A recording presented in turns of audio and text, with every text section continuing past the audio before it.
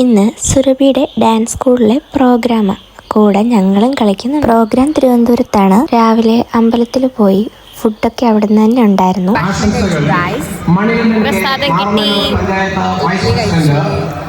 ഇഡലി കഴിച്ചു, രസവട കഴിച്ചു, വെള്ളം കുടിച്ചു.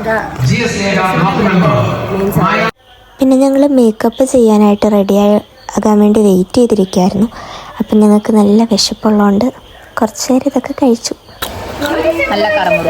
ഞങ്ങളെ ഈ പോലീസുകാർ ചോദ്യം ചെയ്യാൻ വേണ്ടി നിർത്തിയേക്കണ പോലെ നിർത്തിയേക്കണത് വേറൊന്നിനുമല്ല, മേക്കപ്പ് ചെയ്യാൻ വേണ്ടിയിട്ട് നിരത്തി അങ്ങ് നിർത്തിയേക്കുന്നതാണ്.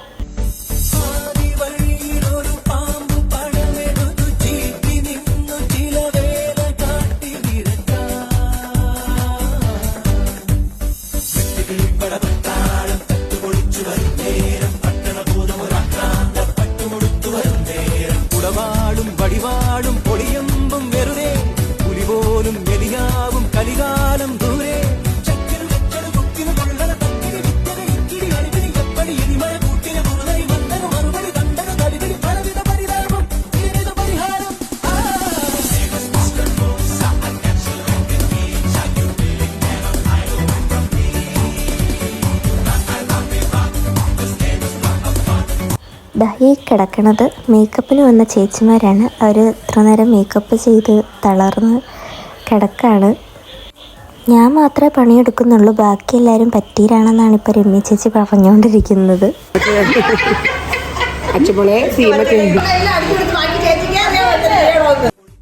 ബാക്കി ചേച്ചിക്ക് ചെയ്യാൻ അറിയൂ എന്നാണ്.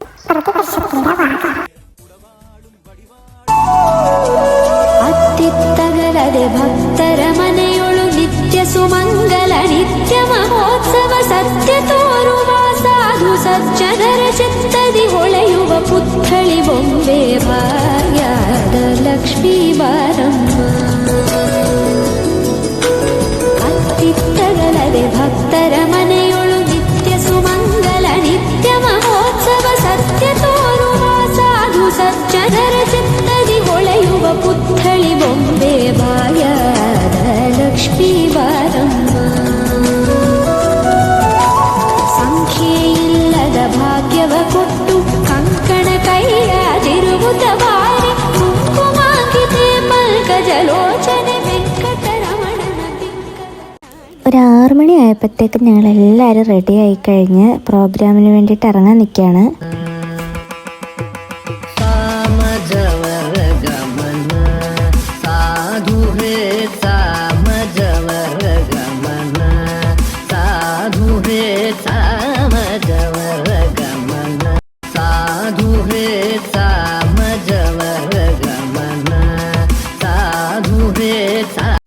അങ്ങനെ പ്രോഗ്രാംസൊക്കെ കഴിഞ്ഞു.